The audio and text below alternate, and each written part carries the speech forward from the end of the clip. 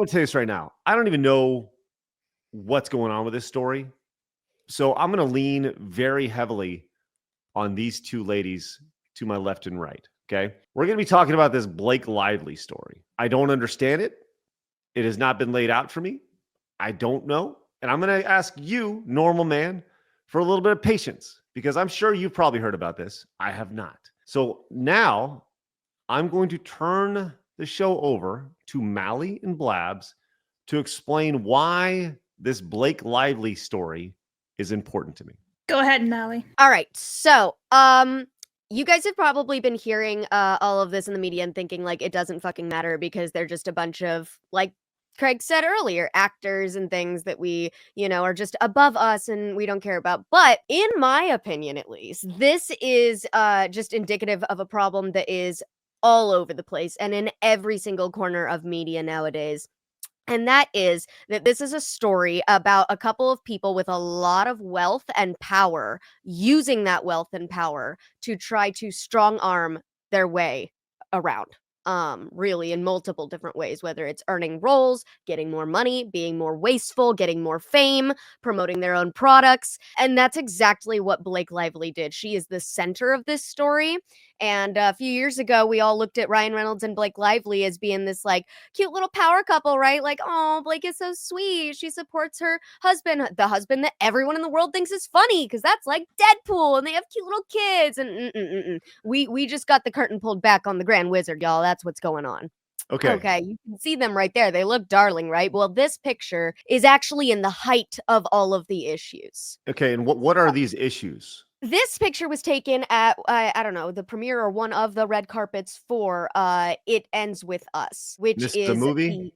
Yes, Okay. it is a movie that is based off of a book that was made. I actually have, just so y'all know, I have the 168 legal document page, 168 page legal document pulled up to my side here. No, I haven't gotten to get through the whole thing, but I've gotten through a good part of it, and it is beautifully written. So if anybody actually wants to read this, I encourage you to.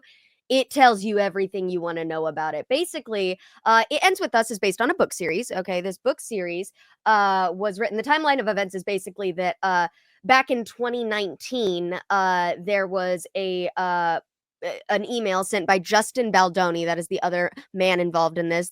Blake Lively and Justin Baldoni are the two main stars of the movie that was made, It Ends With Us. And Justin emailed the author of the book, It Ends With Us, back in 2019, January 2019, to discuss making it into a movie, right? They agreed and they wanted to start doing it. She actually even told Justin he is the right person to make this movie. That was by April of 2019. Then he starts to work on it. He's connecting with representatives and he's getting things together. And they start putting together a marketing team and getting things in order. They have campaign ideas put together with Sony.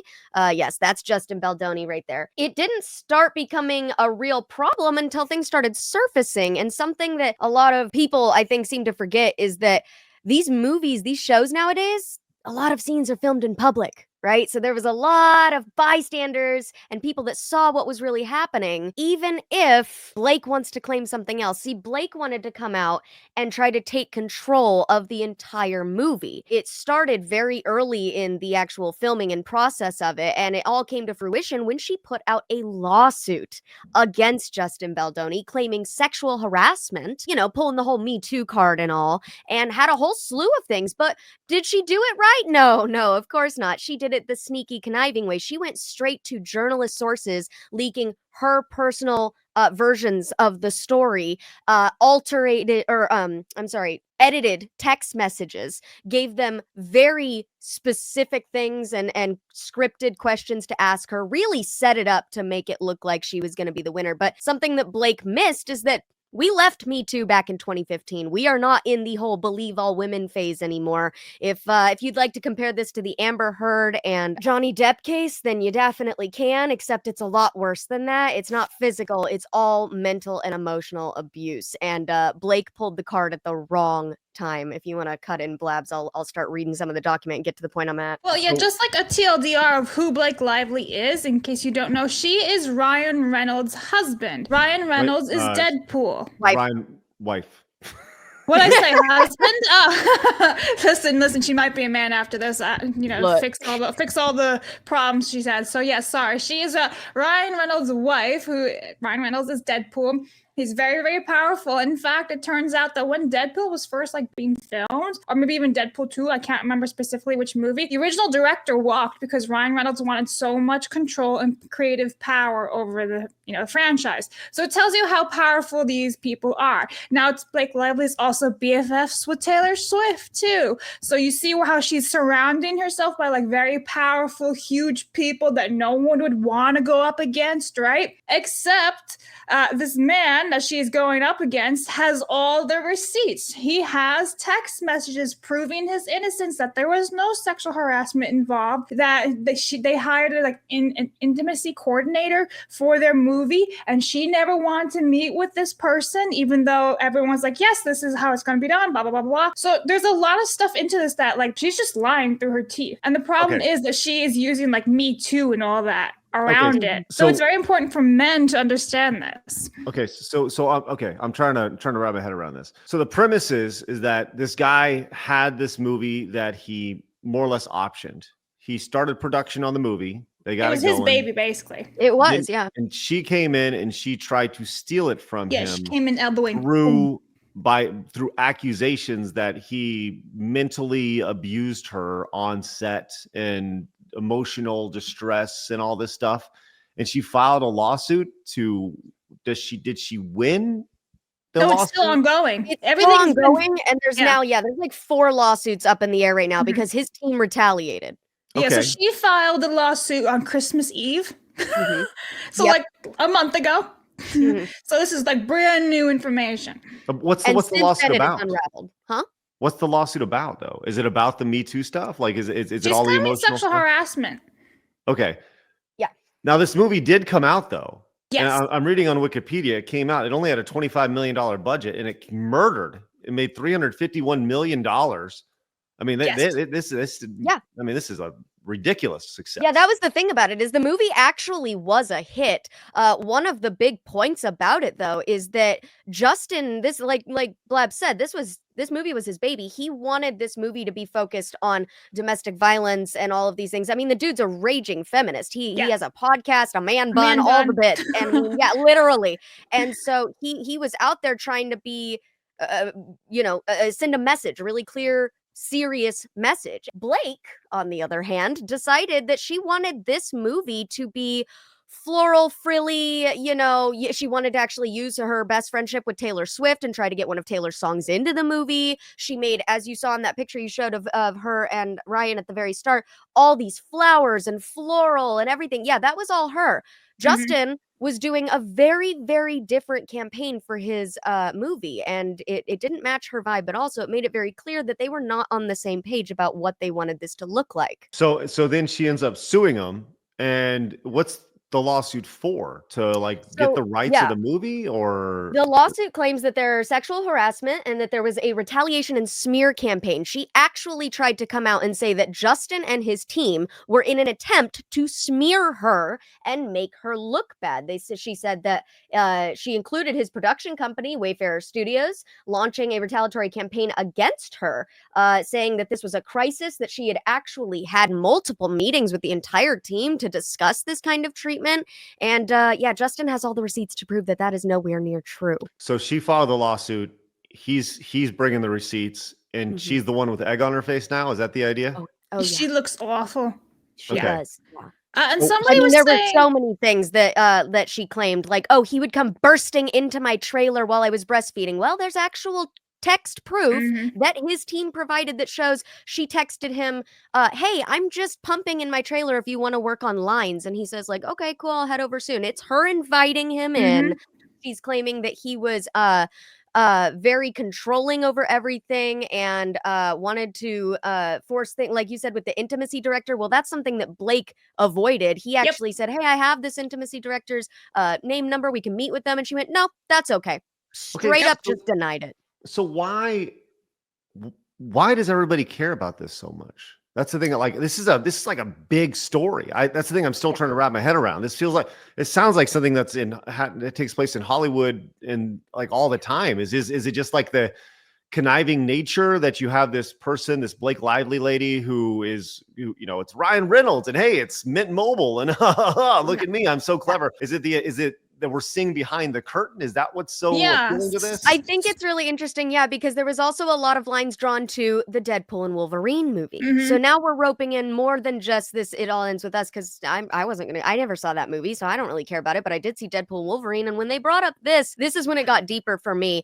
It seems as though there were actual scenes in Deadpool and Wolverine that might have been directly angled at Justin Baldoni. In fact, it seems as though most people believe that, including myself at this point. They had it out for the guy. Nice Pool has a man bun. He's also the only one in the movie that dies.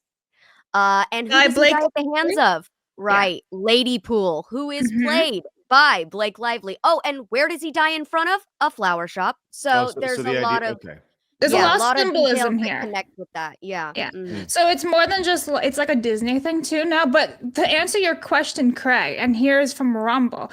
Here's my question. If this dude didn't have extensive documentation of her interactions proving his innocence, would people have believed her? And that's the huge thing here, right? Like if this man didn't have everything, then she would be getting away with it because she's surrounded by so many powerful people. But it's actually like, no, here's another example of how women can also be scummy. And so the whole believe all women thing is not exactly applicable logically here, right? Let's think critically here. So this is why it's very important, because not just only Amber Heard, Johnny Depp situation. Now we have another one, another huge case that is like basically kind of defending men here. And yeah, listen, violence happens, men and women, right? I'm not going to shit on anyone, but the problem here is that it really takes away from people who are affected by violence, domestic abuse, rape, all that stuff. Like those people who come out and be like, no, this really did happen and it's real. Their whole situations are minimized because of bullshit like Blake Lively and Amber Heard. So this is why it's important. In an interview, and she laughed it off.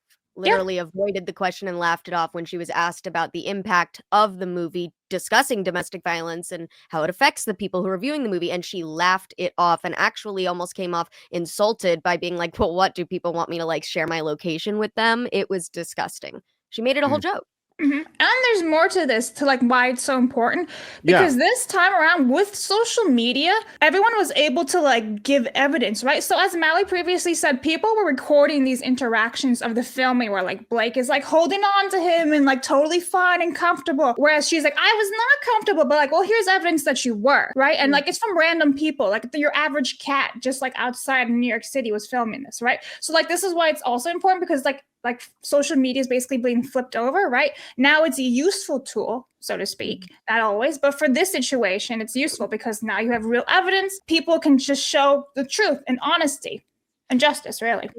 So the idea here is that it's important because unlike a decade ago, you can't just like toss out baseless claims and without your shit being caught, more or less. And that's the idea here, is that you have this, if I'm trying to put a bow on this in my head, the idea that you have someone who's perceived to be a certain way, but in reality they're just like a nasty bitch, right? And they're throwing out these baseless claims, which have been countered dramatically and publicly. Their entire career is blowing up in their face because of the baseless claims. Is that correct? That's basically it. And also like Ryan Reynolds' career is basically going down the drain too, because he actually had dinner with Justin and Blake and was basically like, how dare you treat my wife like this, blah blah blah blah blah blah blah. Like he brought Justin to his house and then scolds him, and it's like, oh, you're just as bad as she is because now you're being a manipulative bitch too. So because Justin has a known back injury,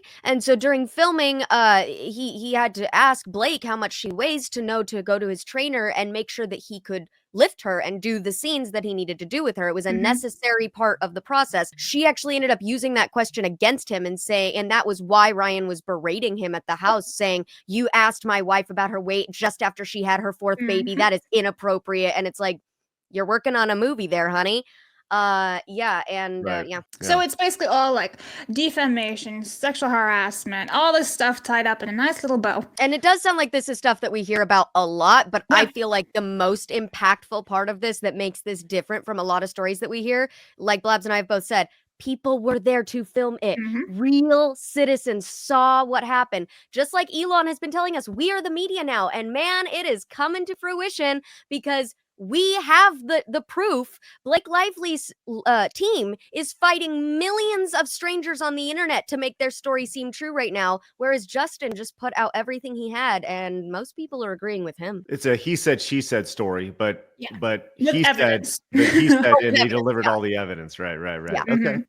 Mhm. So what's going to happen? Is the lawsuit going to be It's thrown still out? going. It's still going because it's still so fresh. I'm hoping that they decide to like live stream it just like they did with the Amber Heard Johnny Depp Oh. trial, because that would be it. Like that is how I feel like the Johnny Depp Amber Heard trial got to where it did, Sure. not just attention wise, but results wise. And I feel like having the public eye on it is necessary, especially because the public has been such an important part in getting all of this info out. If it wasn't for the videos from the street that showed Blake being so comfortable and so happy. I mean, in an interview, she was called out by that, saying, she said like, I didn't do that. And literally the person next to her says, yeah, you did. It was on Instagram. I just saw the video. And she's just nervously laughing. She doesn't know how to address it. She's being called out in the public eye, and she's deteriorating, and she might take Ryan with her. Yeah, so that's why it's so huge, because like Ryan Reynolds is one of the biggest guys in Hollywood, right? He's so powerful. He's huge. And if you think about it, even Hugh Jackman is kind of involved because of the Deadpool movie too. So it's like